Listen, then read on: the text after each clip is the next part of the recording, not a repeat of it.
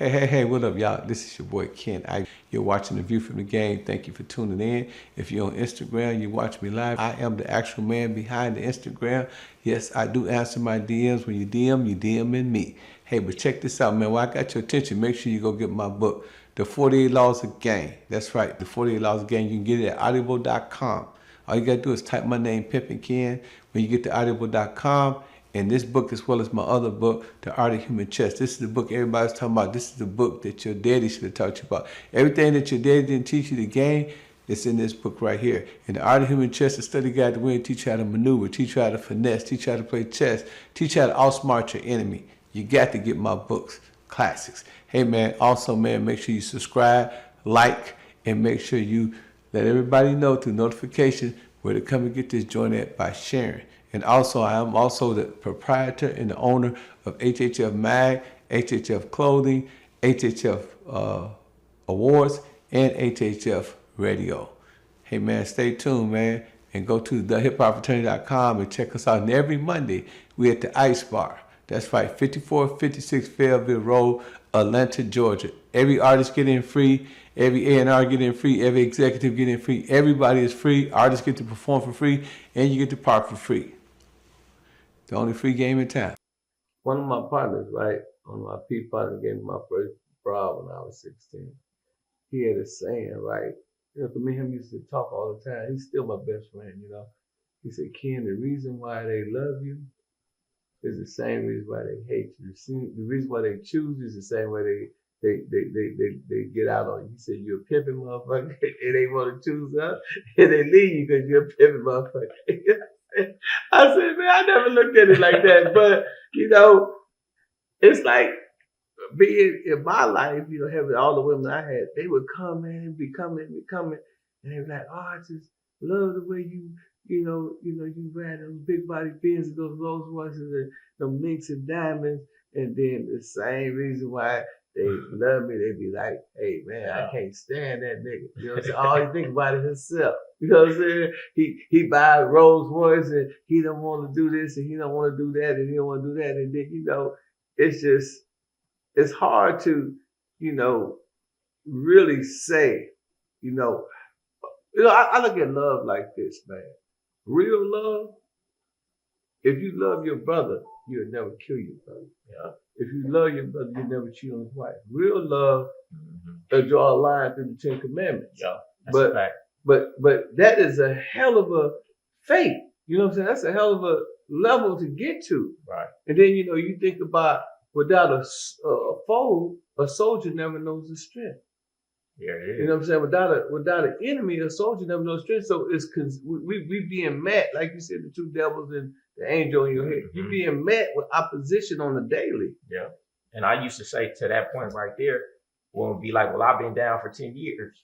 I say, and I've been having it for 10 years. You ain't been battle tested. You ain't been with me when I ain't had it, and I ain't planning on not having it. So I guess we'll never know. I'm not saying you ain't loyal, but I ain't saying you are. Until I don't have it, and you still stick around until you can get better. Until Drake walk in this motherfucker and offer you to leave with him, and you don't. We don't really know what you are, because as of right now, I'm the best option. Yeah.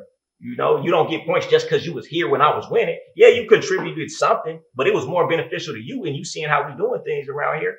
And a lot of dudes, they give a woman a lot of credit that ain't been battle tested. She ain't been battle tested. She just been here living a good life, and you giving her so much credit and so much weight. What has she been through to show you?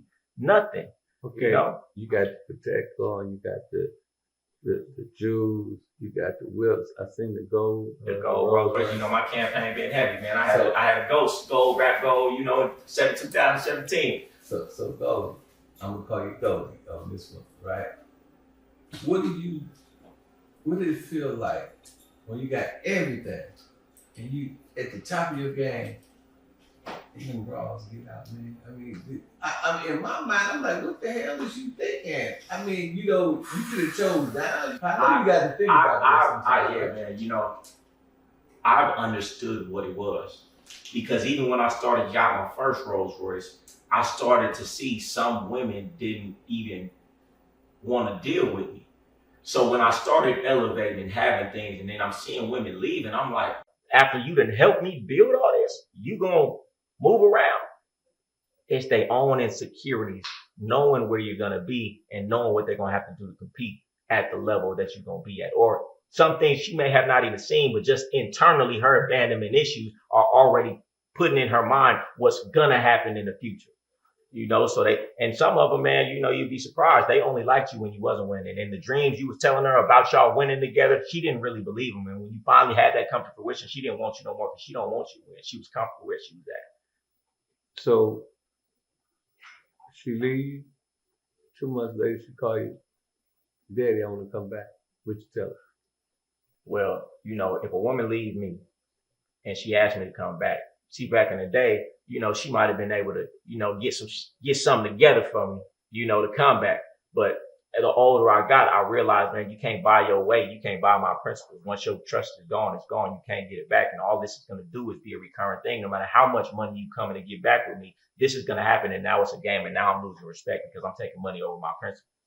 Yeah, bitch called me one time and she said, Daddy, she went and gave my money to another nigga. She said, Daddy, I'm going to come back. I said, bitch, I can't put the toothpaste back in the tube.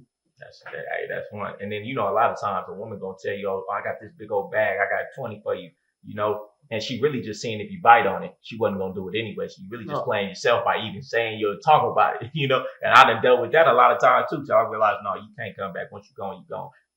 I had a lot of bras do this. I know you probably experienced this as well. A lot of bras, man, they act like they want to come back. But really what they were doing, they were antagonizing the women that was there. And those women already knew that we went there, and they'd call them and say, I talked to Ken. And, like we got some sidebar shit going on. I'm like, hold on, wait a minute. You know what I'm saying? She talked to me, but you know what I'm saying? She had an ultimatum, and she couldn't meet that ultimatum. Right. But, that be that self-sabotage. They be saboteurs. They're like, okay, I can't have them, so I want nobody else to have them. Yeah, and I done had women, break bad on me, and now they taking the new one that was doing phenomenal. She done convinced this one to leave with her. You are running off together. You know what I'm saying? So that's why it's important to have a relationship with each one of the women, because they definitely will do that. So, Game God, my show is about transitions and transmission, which switching gears. Yeah. So I've been watching you online. I've been studying you. You have accumulated a lot. So what are some of your business attributes, and what can you tell us or my audience, about business, some of the business moves you're making, how you become so successful? I know you do a lot of speaking and stuff, right? I'm going to give it to them, and I think this is most important because, a lot of guys, they just trying to sell something. So, they going to give you the shit that sound good, but they not going to tell you what to make. What's going to have you be successful in business is what's going to make you be successful as a human being first. And I'm going to break that down for you. Most of y'all have never done anything consistent in your life. You stop everything you do. You start and stop going to the gym. You start and stop that diet. You start and stop all the business ideas that you done had. You don't even stay committed to your relationships. You have to develop the discipline and the habits of consistency before you could accomplish anything. I can't stand for dudes coming to me, how do I become a millionaire? Man, you can't do nothing consistently. You can't even go to the gym consistently, but you think you're going to run a multi-million-dollar business with a bunch of moving parts? Stop it. You can't even discipline what you put in your mouth. That's so hard for you. And you think you're going to be able to manage a bunch of different employees, a bunch of rival businesses, a bunch of enemies in the business world? Stop it. Let's get you right first. Let's build you to be the ultimate man first with the discipline, the habits, the consistency. Then it doesn't matter what you choose, you'll be successful. But without that, you won't be successful in anything you choose because you're not the man that can do it. Every man that gets the ball could have the best play. It's only the man who really is that man who's going to run that play into the end zone. So become that man first. And that's what I'm all about. They want the game. They want the this. It's disingenuous for me to just give them that and not say, no, I'm going to tell you how to talk the talk without walking the walk. Walking the walk is a little bit harder, but if you get that, everything else becomes easy. Well, you said a mouthful, but you didn't make yourself. That's a fact. So where do you get all this good game from? Man, I had a lot of mentors from my uncles to in the game, to me reading books, to me even now I invest in mentors. I don't know if you know Jimmy Starr, Boss Hogg, Rosebud. Dre, you know, a lot of people, I got information. You know, I sat at the feet humble of some of these people who came before me and got some good information for the situations that I was in. And I used that same framework that had me elevate and surpass people in a few years that was in the game their whole life in the business world. And I get business mentors and I read books and I do programs and I'm heavy on personal development. And I have my own mentorship as well. So people could come and learn from me the same way that I went and learn from other people. Because you can figure it out. You might figure it out, but it might take you a lifetime. And it might be fatal, some traps that you might fall into. Why not take somebody's experience who already went through the pitfalls, already figured it out, and let him walk you down that path? You'll save a lot of time. And time isn't just time is life.